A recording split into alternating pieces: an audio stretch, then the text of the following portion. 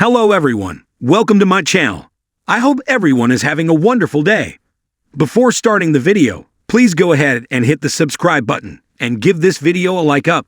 Today on The Young and the Restless, Michael gives Nick and Sharon good news. Nick gives Chelsea advice and Adam seeks reassurance. All products and services featured are independently chosen by editors. However, soaps.com may receive a commission on orders placed through its retail links, and the retailer may receive certain auditable data for accounting purposes. Adam and Chelsea walk into the old ranch, their new home, and she asks if he's sure he wants to do this now. His father was shot last night. Adam says his old man is a warrior. Chelsea tells him it's okay to admit that it was scary and focus on that and not the move. Adam wants the three of them to get settled so they're on the property when Victor gets home from the hospital. Chelsea looks around, and Adam says, "I know, it's a lot." He tells her she can redecorate. She jokes, "Maybe just a little sage." They share a laugh. Adam looks at the inn for Newman in the window. He never imagined that place would be his, with Nick, Victoria, and Abby to carry on the legacy. Chelsea says, "Welcome home." Adam wants Chelsea to feel at home there, but she thinks it will take time to feel comfortable. She wants a room close to Connor, and one that's not so big it echoes. Adam looks at Victor's chessboard. She reminds him his dad is safe now, and he doesn't have to worry. Adam says his father took a bullet for Nikki and survived. Someday he won't be in this world. When that day comes, he doesn't know if he'll be ready for it. What happened scared the hell out of him, but it also made him proud. Chelsea says it's the same way. He'd do anything to protect Connor. Adam says, "Or you." Victoria enters the tack house, and Claire asks about her grandfather. She says he's resting comfortably after surgery and will recover. He'll be home soon. Claire gasps, "He could have died. He jumped in front of Nikki and could have died. That's how much he loves her." Victoria tells her they're safe now. And so are you. Kyle knocks and Claire lets him in. She tells him last night was horrible. He hugs her. At Crimson Lights, Nick updates Sharon that Victor came through surgery great. They rant about Ian and Jordan teaming up. Nick says Ian's in the morgue because his dad beat him. Now those two can't hurt anyone else. Sharon is glad Maria and Claire are safe now. Nick says Jordan and Ian died knowing they lost everything. Sharon is sure Mariah will flourish now that he's gone. It will just take time. Nick's sure the healing will be easier now that they're gone. Just then, Michael comes in. He has news about the murder charges against Sharon. Michael tells Sharon and Nick that the charges against her are being dropped. Daniel walks in as Michael declares, "You're cleared of everything." He wants to know what's going on. Sharon tells Daniel, "There's been a confession in Heather's case. Do you remember hearing about Ian Ward?" Daniel sits. He says his mother told him about Ward's history with Nikki and Paul. Nick says he worked the system and got out of jail. Sharon tells him, "He's the one who killed Heather." Daniel can't understand this. They explain that he wanted to remove Sharon from Maria's life so she would turn to him. He was working with Jordan, who had come back for Claire. Nick says they both died last night. Sharon was their first victim, starting several months ago. It breaks her heart that Heather lost her life and she is so sorry for her part in any of it. Daniel can't understand why Ian would confess. Michael thinks maybe he wanted to confess his sins before meeting his maker. Nick thinks he wanted to rub it in their faces. Jordan did the same thing. Daniel wonders how he'll tell Paul this. Sharon is sure he may never forgive her. This was about her and Mariah, not about Heather. She's not guilty, but she's still part of the cause. Nick says she's not responsible. Sharon argues she's guilty of framing Daniel. Daniel agrees, she is. He won't let her off the hook for that. Nick acknowledges to Daniel that none of this will lessen his pain, but as far as Sharon is concerned, Daniel points out that she dumped Heather's body in the river, hid bloody towels in his apartment, and lied that he and Heather fought. Nick says she was drugged, which caused her to spin out and alienate people. He reminds Daniel that even he noticed she wasn't acting like herself. Michael points out if this had gone to trial, Sharon would have been found not guilty. Nick says Heather deserves justice and peace. With Ian and Jordan dead, hopefully they can get closer to that. Daniel is going to need a little more time. Michael steps away to take a call. Nick tells Daniel that Victor was shot fighting Ian Ward. He has to go to the hospital. Daniel assures him he won't freak out on Sharon. He's just frustrated and sad. The anger isn't at Sharon anymore. Nick tells him, "You're a good man." Sharon thanks Daniel for hearing them out. She knows she has no right to ask him for anything, but she'll do anything she can to make it up to him and Lucy for what they've been through, and will hope one day that he will forgive her. At the tack house, Victoria urges Claire and Kyle to sit down and talk and heads upstairs before a shower before she goes back to the hospital. Kyle asks who's in the hospital. Victoria says Claire will explain. They make their way to the sofa, and she tells him Jordan came back. She got out of prison and came back for her. Kyle wants to go get Harrison. Claire promises he's safe. She says Jordan had help getting out of prison from Ian Ward. He wanted back in Maria's life, so they shared a common goal.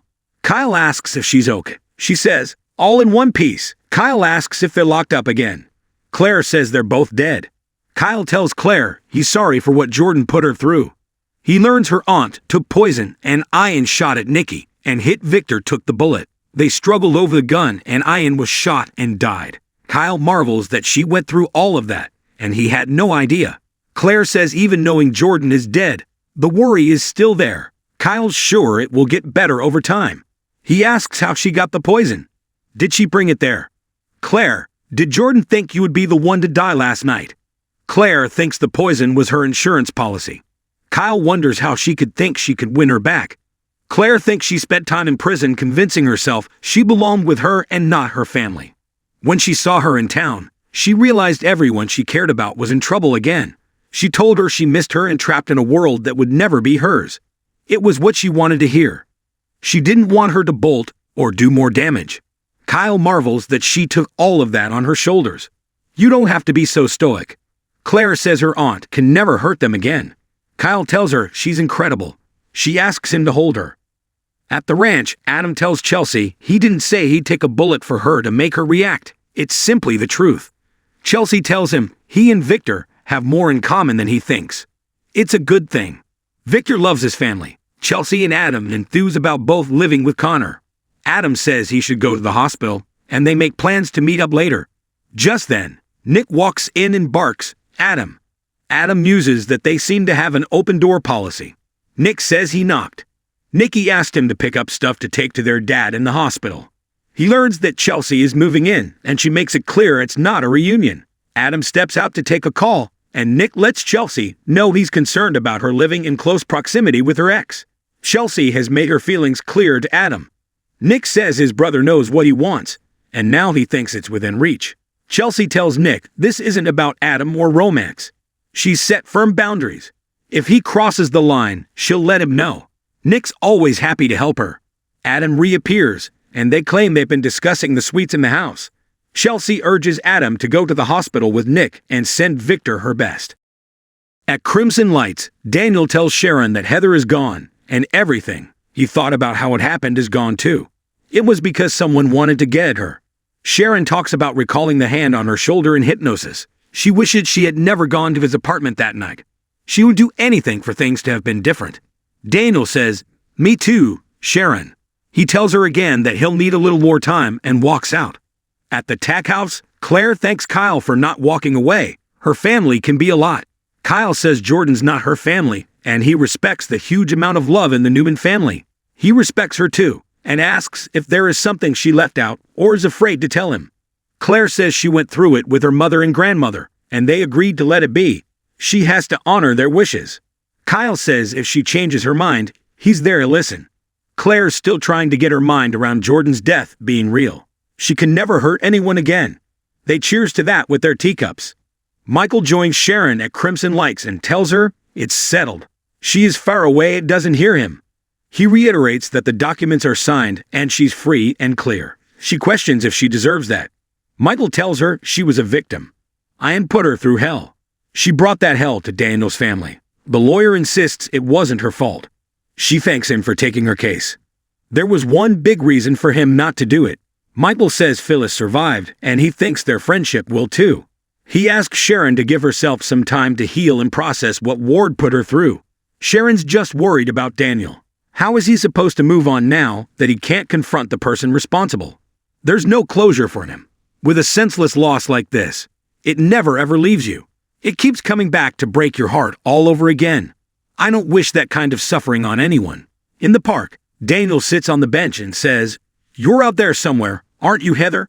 He wonders if she'd have dropped the charges if she was the DA. She's gone for no good reason, and he doesn't know if he can do this without her. He reflects that she was stable and logical, and he was the messy artist type. When things worked out for them, it was magic. It doesn't feel like there's any magic left.